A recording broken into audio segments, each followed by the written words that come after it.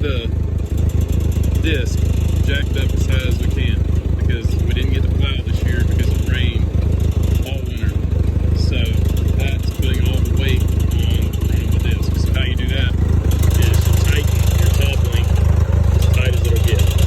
So now we went through the field, got the field all good and broke up. So now what we're going to do is we're going to adjust it back out, pushing the top of the disc back, and that will put the back discs in as well. And what this will do is to help stir it up a lot better and to break up a lot of the clumps.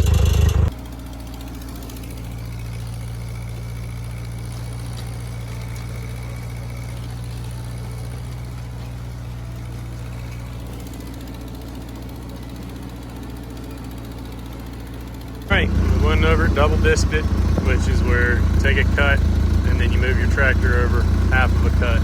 Double disked it now. Now what we're gonna do is put it up in third gear and we're gonna drop the disc down just as far as it'll hold and rip up. Try to get all, it's really about fine powder. Still got some good clots in there we're gonna try to get out. All right, got it all disked up, got the hair hooked up. Now we're gonna go over just as fast as we can, get it all leveled out. All right, got the cultipacker hooked up to the four-wheeler, and it's getting kind of dark, so it's hard to really get a good picture, but we're gonna run the cultipacker over here.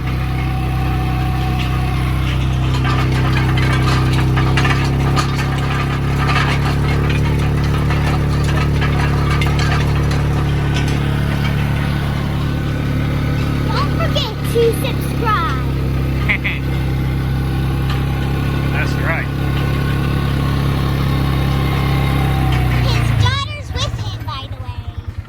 Well, it got a little bit too dark last night to see the ground after we cultipacked it, but it's looking really good. It's a good and fine powder like you want, but right down there, that is what you don't want. Nice and clotty. Right there's a low spot that always stays wet. So what we're gonna do is go ahead and lay everything off in rows.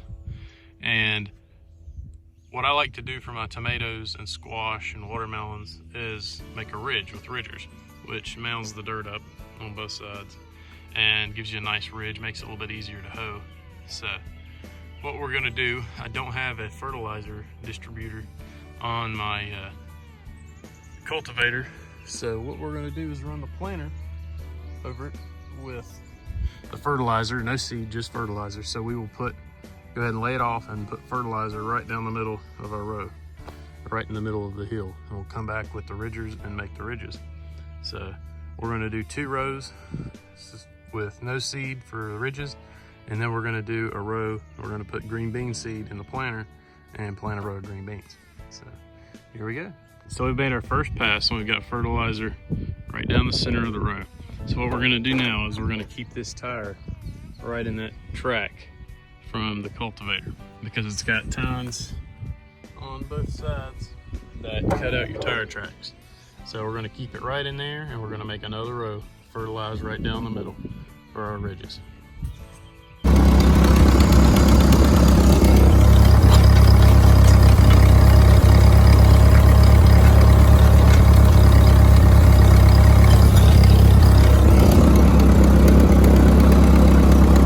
Got our 2 laid off here, and we've got the fertilizer in the center, and my great-grandpa would have a fit. There's the crookedest rows. I was trying to get the phone out on that last one and get a video of it, but he would have a fit. He'd make me do it all over again. The good thing is it doesn't really matter because we're going to ridge it up anyway, and it's going to get that fertilizer right in the center of the row. So now I've got my green bean plate in there. We're going to put some seed in here and just a little bit more fertilizer, and we're going to plant our green beans. Planting is Blue Lake. I messed up. I normally always plant tenderettes, and I didn't get to pick out my seeds. You know, they go with all the COVID and everything going on, they get your seeds for you.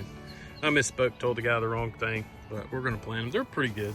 They're still a stringless bean, but I think they have a few more strings in them than the tenderettes, but it'll be all right. It'll still do good. I planted them in years past, and they're still a good option. So we're gonna go ahead and get started. But looks like it did good. This is the plate I always use, and it normally does really well. So it plants them heavy, but I don't feel like the bean seed, the germination rate is as good. So I always lean more to planting on the heavy side as I do to getting the actual proper spacing of one seed. So I lay it to it. Cultivator, and this is just a bracket that I made. You can buy them, but they're a little costly. But I made this bracket off of an old farm maul that I use. So the way these things work is you go second gear, 3/4 throttle, and it kicks the dirt into a mound. I normally do it twice, which this gives more dirt for the roots to grow, and it helps out. It definitely helps out a lot if you don't plow, which this year I was not able to because it gets all that soil up in a mound for the roots to grow.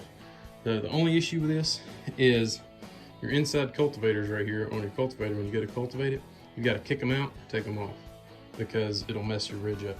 So that's the only downside that I figured out, but it seems to make it a lot easier to hoe and keep the weeds out.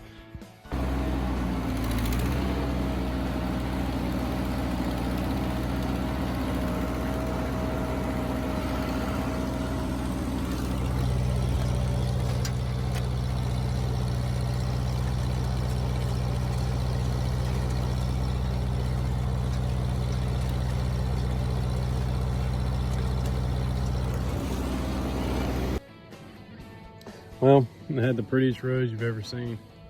And then Mother Nature happened. So we're just gonna plant some pickling cucumbers, some seeds.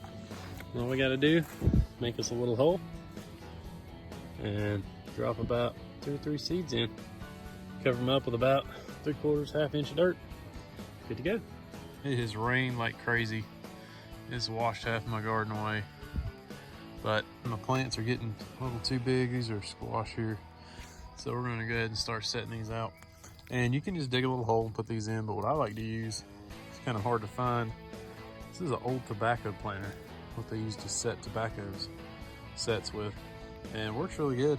You just set it in the mud down about how deep you want it. Drop your plant right in there. And that's pretty much it. When it's real muddy like this, you gotta cover it back up a little bit. But normally when it's dry, it'll fill right in.